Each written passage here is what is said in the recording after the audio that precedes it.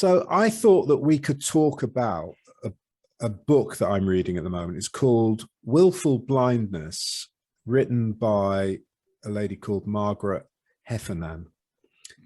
And honestly, it's really blown my mind reading it, because really what she's talking about is why good people end up doing bad things at work. Okay. So I've certainly experienced that. Have you? Oh yeah, massively. And I mean, she gives example after example, and I mean, some of them are truly, truly horrendous, real corporate scandals in the UK, in America, in other countries, social scandals with things like the NHS. She talks about what was the Grenfell Tower, and the things that went wrong there. And it's like, so it's quite contemporary stuff then, in terms of so the first edition came out in 2011, and then they brought out an updated edition in 2019, and that's the one that I've got. Right. Okay. And I mean, I've never been involved at anything at that level. I don't know whether you have, but I've certainly seen, and I'm going to be frank here, I regard myself as a good person, but when I look back to some of my life in the corporate world, I got sucked into doing some things that I'm not particularly proud of, and some things I still actually struggle with a bit today, to be honest. I don't know. Really? Yeah. It's the conflicting values, isn't it, in terms of the organization or the business, in terms of managing. Okay, we're again. So you've experienced this sort of thing in where you've worked, yeah? Yeah, of course. And I think lots of organizations fall into that trap, don't they, of managing people on paper almost, and not thinking about the human aspect of what they're doing when they look at people as resource. Absolutely. And I've been in boardrooms where that's happened a lot, and decisions are made in a kind of a more abstract way, I guess, or a more removed way. There's that famous quote by Stalin, of all people, isn't there? That, the death of a single person is a tragedy. The death of a million is a statistic, and it's that kind of. It creates that kind of psychology with decision making. I think when you're looking at vaster numbers and you don't know the people involved, managing from spreadsheets and that kind of thing leads to that willful blindness, if you like, that you're talking about. And that's exactly the conclusion that she comes to in her book, actually. So is it? Yeah, I won't read that one then. not that off my list. Yeah, not that page maybe, but the examples that she gives, she particularly in bigger organizations, she said it's like the distance between the people at the very top and the people who have to implement their decisions, and not just the distance in terms of where they are in the hierarchy or the structure of the organization. So for particularly large organizations, maybe with hundreds of thousands of employees, or tens of thousands of employees, there's a massive sort of gap in the hierarchy between those at the very top and those at the sort of, let's say, the bottom of the hierarchy. But obviously now with global businesses, there's geographic distances as well, and with global businesses you have massive differences in culture. So if you've got head office HQ with people making decisions in London or New York, those decisions are not necessarily going to sit comfortably with people who are implementing in other parts of the world where those. Exactly. So this idea of distance and statistics is absolutely right. And the farther you are from the impact of the decision you make, the less connection that you've got with the reality of what it means. Yeah, no, absolutely. Linked back to, are you familiar with Dunbar's number? Yes. Which is 150, isn't it? Which is the maximum amount of relationships that you can have in terms of a meaningful level, and obviously there's some structure around that. I think it was, from memory, I might be wrong on this, but I think it was the inventor of Teflon, who used that with his factories. and he would often have, so he capped his factory at 150. Okay. And so it might mean that he had 2 factories on the same street, but they were 2 factories of 150. And he realized that because he was walking, as his business was growing, he walked around and started to realize he was seeing people he didn't know, didn't recognize. Right. And then, you know, when you roll that out into the size of an organization as it grows, he arrived at this concept of capping everything at 150 per site to ensure that people didn't lose that connectivity with people in the building. Yeah. And you know, on the basis of trying to make more sort of human decisions, if you like. Trouble is with that, human decisions cost money, so it's way more costly to have a number of different sites with 150 people in than to have one big site, you know, with everything centralized. So, you know, once you get into the cost, then the money people come in, and they start looking at ways of cutting costs. And you know, this is another area that she looks at in the books. It's how these decisions around cutting costs and finding ways of managing costs lead to some of these bad decisions. That's one end of the P&L sheet, so to speak. The other end of it is how to make money, which leads to equally bad decisions. And I think the distance piece and the, you know, the statistical piece, or the vastness of, you know, numbers and disconnect that creates, is only one dimension of that bad decision making and that willful blindness as well.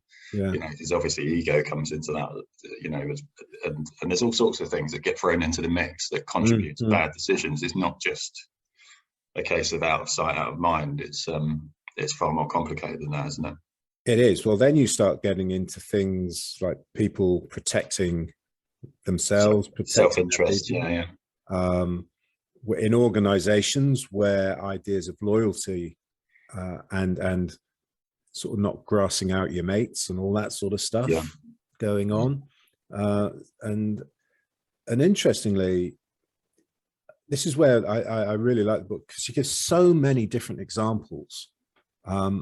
It's actually, I found it really difficult because the number of examples that she gives and the range of examples that she gives, there isn't an aspect of our society that hasn't been affected by this majorly. And it's really quite frightening. And what it just says is that this, as a tendency, it's like a human tendency. It's not like people set out to be bad, but it's like there are just part of what it is to be human and to work together and to try and be making things happen tends to lead to these sorts of things happening. And you know, when I think back to my time in the corporate world, I certainly experienced some of that. I mean, you know, for goodness sake, I was at the Mirror when Robert Maxwell was there, and I can still remember where I was sitting. I was on the phone when the word came through that, you know, he'd gone over the end of the boat, and that was his way out of you know, not dealing with the pension crisis that he created, you know. And it was like probably one of the biggest frauds, you know. And you know, he was able to do that because he literally was a tyrannical leader, and everyone was scared of him. But these things can happen in smaller organizations where you wouldn't describe anyone as being tyrannical. It becomes the way of doing things, and you know, you can see it happening in smaller businesses as well, can't you? Yeah, of course. I think you touched on something there as well. I think is another dynamic, which is this sort of following orders mentality of making some or implementing some of those bad decisions. You know, I'm just following orders, just doing as I'm told. And it allows people to sort of almost decompartmentalize the negative side of what they're doing, because nothing I can do. It's, you know, it's a corporate decision, or you know, the decisions come from upstairs, and this is what's got to happen. You know, we've seen that where, you know, there's been various studies into sort of Nazi Germany, and the response was, we were following orders. And there was a scientific experiment around that as well, where, you know, people were administering electric shocks to people they couldn't see. And it was all completely fake, but the amount of regular everyday people that turned that up to a lethal dose of electricity just because they were told to by someone in a white coat. So that's Milgram's experiment from the early 60s, and there's been various other versions of that, and they've really tried to look into this, and, you know, why do people obey? You know, why do people give in to authority rather than sort of stand up against it? And the research is vast, and there's lots of subtleties and nuances to it. And you know, one of the things they've discovered is you're much more likely to stand up and do the right thing if you're on your own. Than when you're with a group. If you're in a group, it's like the tendency to get involved plummets. Because it's like everyone starts looking. Everyone starts looking at each other, and one of the things that goes on is like, well, if no one else is reacting, it's obviously not something that needs to be reacted to. Everyone's looking at each other and no one's reacting, so no one reacts, and it becomes like a self-fulfilling prophecy. And of course, you see this happening. I mean, I think the biggest example of this was the subprime crisis, which caused the 2007-2008 crash. You know, someone somewhere had the bright idea that they could sell, you know, mortgages to people who, you know, quite frankly, couldn't afford it, and, you know, wouldn't have fulfilled any criteria for, you know, safe lending. Someone else somewhere in the system worked out a way of hedging that as a risk for the mortgage companies. So everyone then started to plow in, and that then feeds down the organizations. Somebody at the top says, right, we're going for this. This is our strategy. That then gets filtered down to someone selling the mortgage. They start making massive commissions, and everyone's making money up and down the line. Except it's built on a platform of sand. And, exactly. You know, the only thing that could possibly sustain it was if the housing market just kept growing at the unsustainable rate it was growing in those years. And of course, as soon as it stopped, the house of cards fell down. And you know, there was a lot of people at the lower end of in the lower end of the hierarchies of those sort of mortgage companies, the banks, who were under tremendous pressure to sell to these people who they knew and they could see were not, let's say, fit people to have mortgages. But it's like, if they didn't do it, their jobs were at risk. You know, it's like then their security was at risk. You know, their ability to you know, put food on the table for their families and, you know, pay their mortgages was at risk. So it's a horrible tale of well, in some cases outright bullying, in other cases, you know, falling short of that. But I think the interesting thing for me is there a point where an organization sort of becomes small enough where those sorts of pressures don't apply? I think that's the question I'm really interested in. So I don't know what you think about that. I don't know. In terms of, I guess, from an organizational perspective, it's less likely with, or you could, I don't know. I think it's a human trait, actually. I think there's so many different dynamics at play that it can happen to anyone in any business. You'd like to think that the smaller the organization, the less likely it would be, which would probably infer that, you know, things like lifestyle businesses are less likely to have that kind of occurrence. But then you know, as soon as you remove that scale, you then introduce the other aspects like ego and things like that, which come into play. You know, and a lifestyle business might create a driver for that kind of behavior to support the lifestyle that the owner or the manager is looking for. So I think it is a human trait, and I think we're always on that knife's edge. You know, with every decision we make. You know, and there are tons of cautionary tales of that happening where it's not about scale and it's just about one individual within an organization. You know, Merrill Lynch is a perfect example of that, you know, and the CEO of that. You know, prior to his involvement, you know, Merrill Lynch had a culture of nurturing. It was Mother Merrill was the culture, and this guy, you know, rose up, did a bit of a power play. Before you know it, he's using the private jet to fly home to his hometown every weekend. You know, he's got a private elevator to his office. People aren't allowed to talk to each other or stop him in the corridor. And suddenly that ripples out into everywhere, and you know, it attracts more people that fit in that environment, and so that, you know, it amplifies all those bad decisions. So it's so easily shifted. You can quite easily, you know, look up and suddenly realize actually we've made some bad decisions here, and that's almost contagious and setting a tone for the organization and setting the benchmark for everyone else in their decision making. So I don't think it's exclusive to big organizations.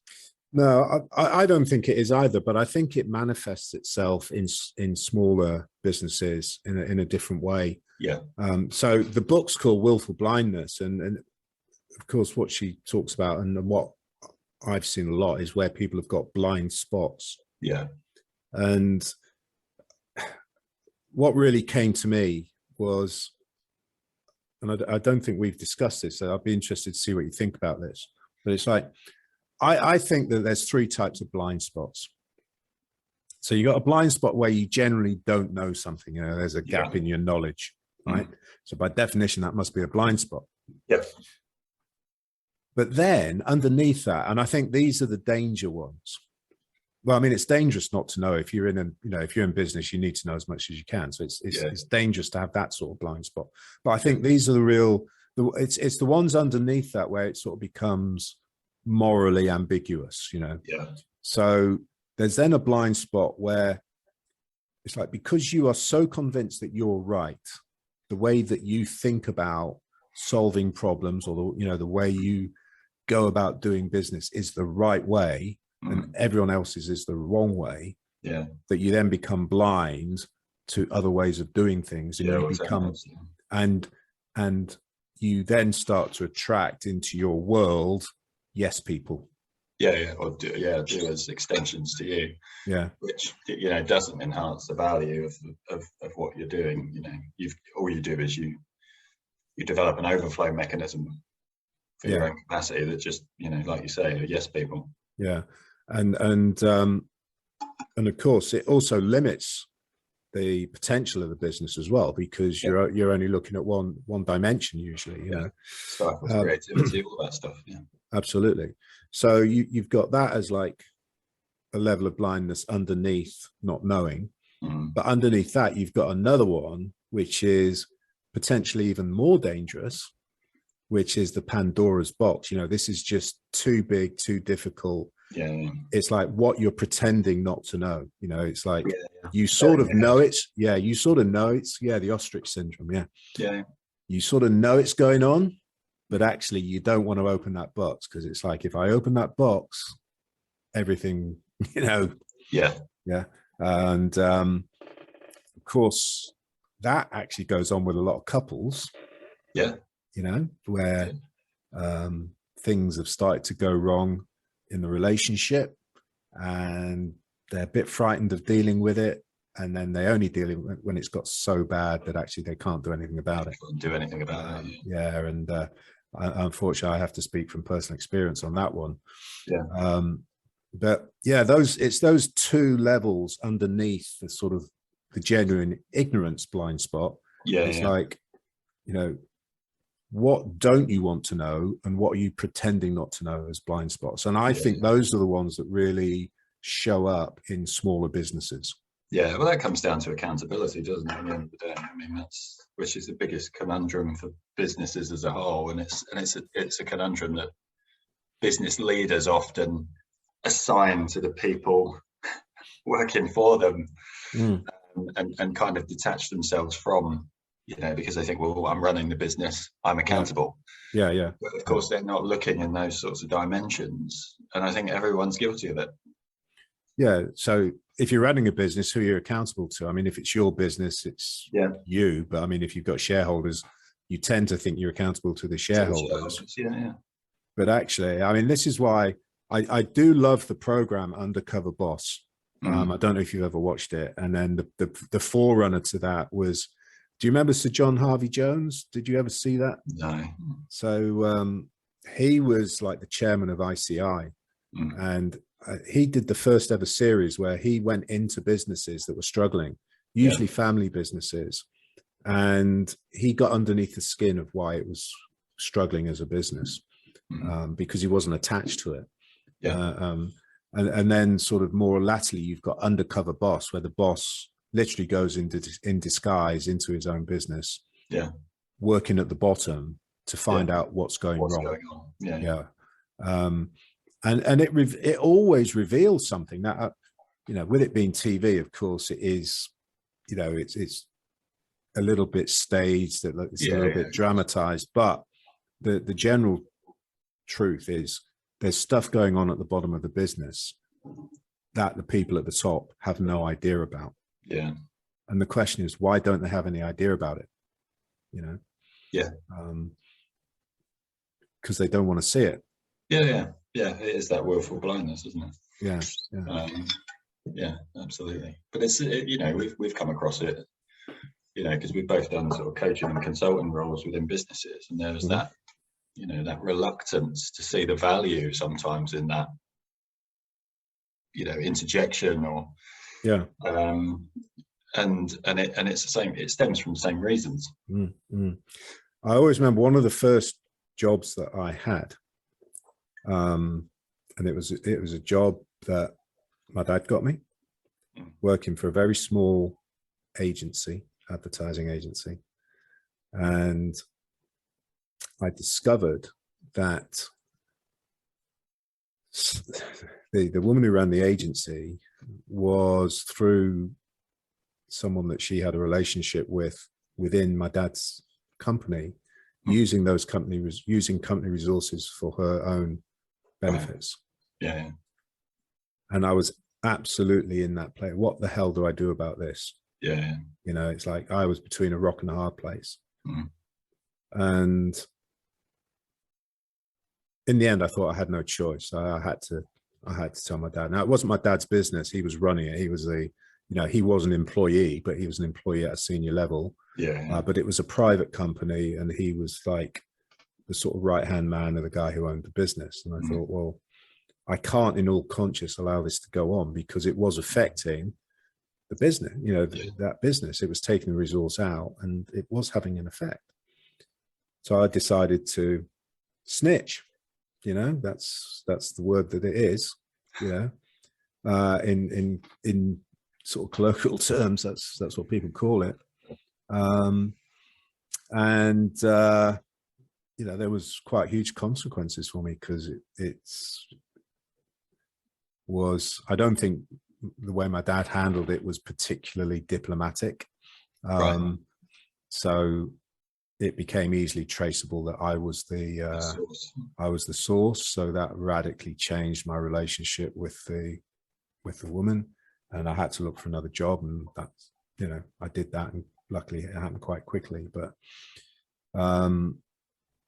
yeah, so that's my tale of sort of whistleblowing, you know, where you do that. And it's really difficult, you know, when you become aware of something, even in a small business. And there was like 3 people in that business, right? So, you know, this was something that was going on in a tiny business, not a big organization, you know. And it was going on because it was saving her money. She was, you know, technically you could say she was stealing it from a bigger company so that she didn't have to pay it. And it was, you know, that's how I saw it. And it was like, I was in that moral dilemma, you know. It's like whichever way I turned, I was going to be screwed, you know, one way or another, you know. It's like, so getting out of these situations is no easy task at all. So I don't know if you've ever experienced anything like that. No, not from a sort of whistleblowing perspective. I think I did it inadvertently on my first job. Which was quite comical, really. I used to work for Woolworths when I was about 15 or 16. All right, And I used to work in the stockroom and took a load of rubbish down. And then about 5 minutes later, another guy came down with a load of rubbish bags that were full of stuff that he was stealing. And the security guy caught him and said, Chris has just done that. And they opened up these bags. It was full of loot that he was storing around the back to collect. Yeah, it's quite funny. But no, nothing, in terms of a conscious whistleblowing or recognition. I've been very vocal about stuff in the past where I felt that people were shirking or relishing in their blind spots, and I left a PLC because of that, actually, because another director had no accountability and no care for what he was doing, and other people were suffering as a consequence. And I made a stand, made no traction with that stand, and left the company. Because I couldn't work in that environment. It was at odds with my values. So that's less whistleblowing, I guess, but more of me just saying, actually, I can't do that. And again, you've hit on another theme in the book, which I think is great, because it's like the number of people who have witnessed these things going on and have tried to do something about it, and were either quashed or were moved out, or like you decided they could no longer live with that and made the decision to leave. But it's like they were completely ignored. But I think the worst examples were when people were then actively victimized because they were trying to bring out into the open something that was clearly wrong. And one of the interesting things in the book is that sometimes the people who do the victimization are not the people at the top. It can be like work colleagues, people at the same level who are experiencing the same thing, but they don't want to rock the boat for whatever reason, so actually, and there's some really great examples that she gives of some horrendous experiences of people from their own colleagues because of that. And I think that's another interesting dynamic to think about in this, because again, I can sort of relate back to one of my early jobs where I'd been given the job of part of a team to take a company that was still on paper records and transfer it to a computer-based system. And if I tell you that it was a computer-based system based on cards, those punch cards, that'll tell you how long ago it was. Right? It was almost like a crank handle, but it was a computer system. And the resistance to that change was incredible. Huge. It was really huge. It was like, this is the way we've done things. It's like, I'm too old, you name it. It came out. And I was way out of my depth. It was like my first job after uni. And I was dealing with some real sort of old hand people, been in their jobs for years, parts of the furniture almost. And honestly, I had no idea how to handle it. And I went to my boss, and there's one particularly cranky guy. And I said to him, I'm having a real problem. I can't get him to listen. He won't, he won't get involved. I was just trying to have a chat, with my boss. And my boss said, oh, well, go and talk to his boss, and he said, I'll have a quick chat and then you go and see him. So the cranky guy's boss was the finance director, who was a gnarly, nasty old Scots guy. Well, he wasn't that old, actually. He was probably in his 40s. And this was, we were up in Scotland, and I'm this like smarmy young graduate from down south, being sent up to tell them how to do it. You can imagine, like, and this FD, I'm sure, didn't like me. That wasn't true for everybody, by the way. I'm not painting the picture that they were all like that. That wasn't the case. I had some good friends up there, but this guy didn't like me. So I go in there and I said, look, I'm just having a little bit of difficulty with whatever his name was, John, something like that. And he looked at me, he picked his phone up, and he phoned this guy and he said, Dean's in my office telling me that you won't do what he's telling you to do. Just do it. And put the phone down. Well, you can imagine what that did to me. My name was mud. Yeah. The guy, I walked out of this guy's office, and John was literally, it's like one of those cartoons, you know, where he had steam coming out of his ears. I mean, he was physically red with annoyance, embarrassment, you name it, you know. And then, so it was like the situation I had to deal with. It wasn't 10 times worse. It was about 1,000 times worse, you know. Yeah. Appalling behavior by somebody senior in that business, you know, who I turned to for help. Yeah. And it wasn't a big business. It was about 100 employees. Yeah. You know? Okay. It was part of a bigger organization. Yeah. But it was an independent, limited autonomous company. 100 people or whatever. Yeah. In its own right. You know, so, and to be honest, that experience put me off corporate life. I actually got out, I left that job, and I then tried to start my first business. Yeah. As a result of that experience, you know, it was horrendous, you know. Yeah. So absolutely appalling behavior. Yeah. Yeah. It's, you do see that play out in lots of organizations. So I mean, I guess, you know, sort of bringing that back, I know we're talking about blind spots and this accountability piece, which is, you know, this very difficult nut for lots of organizations to crack, isn't it? Yeah, it is. Accountability.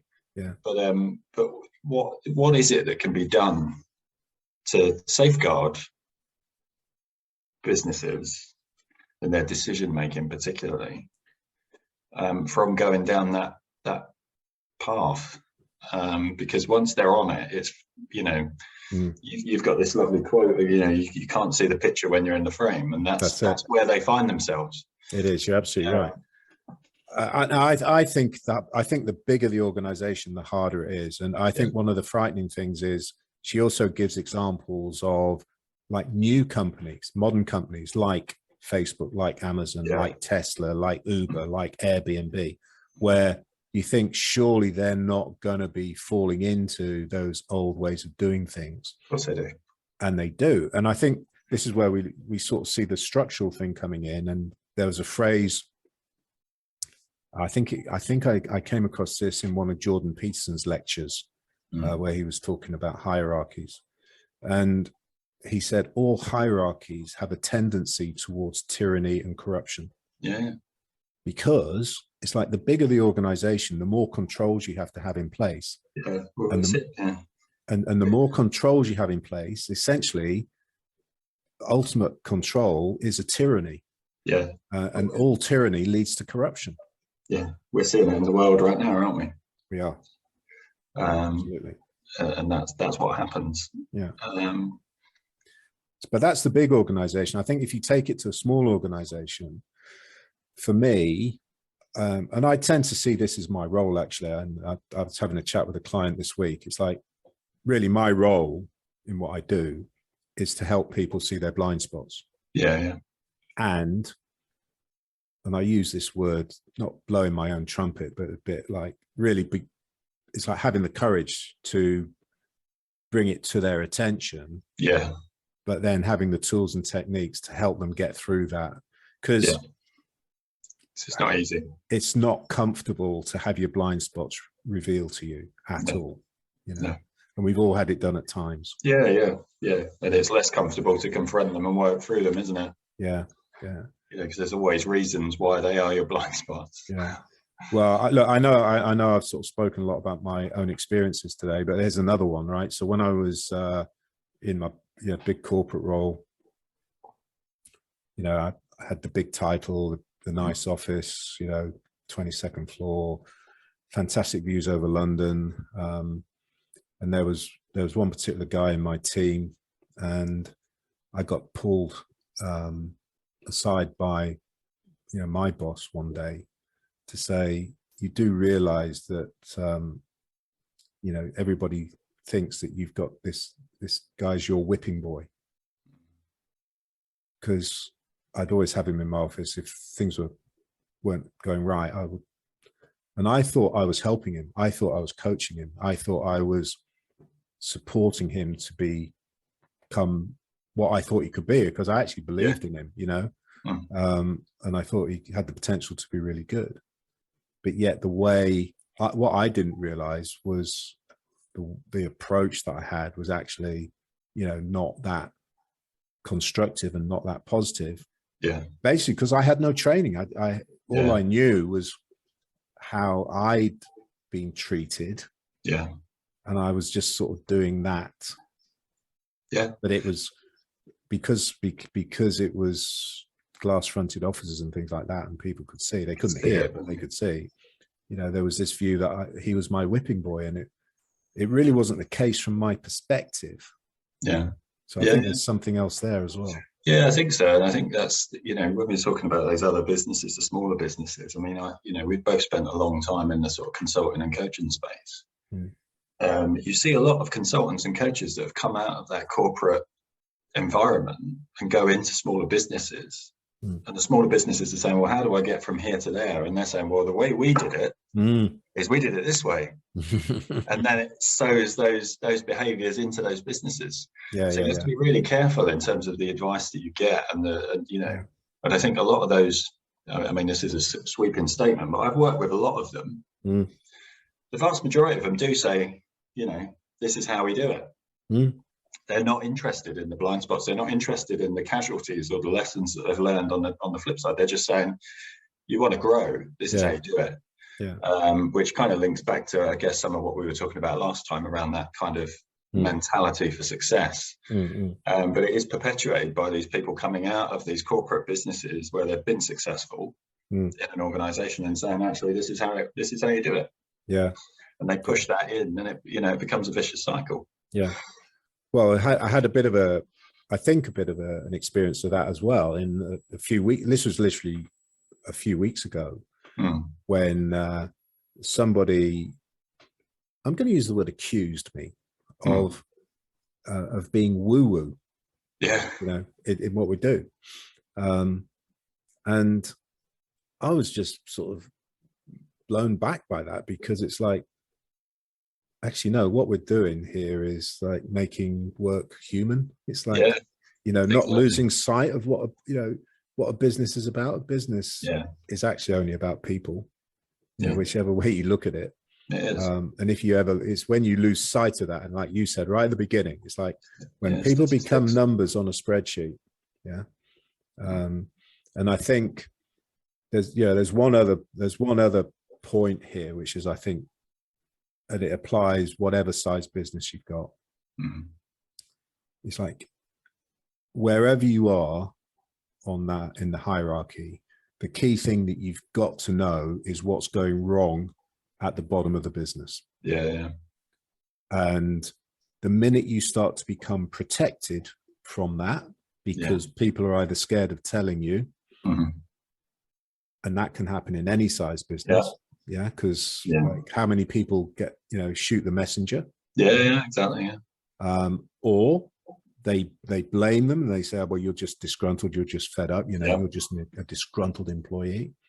But it's like, any barriers to information flowing up the business that reveal the things that are going wrong at the bottom of the business, you know, that's the blind spot that you really have to deal with. That would be what I would say. So I don't know whether you have a different view to that or not. No, it's exactly the same. And I've seen that play out in lots of different businesses. It is those things.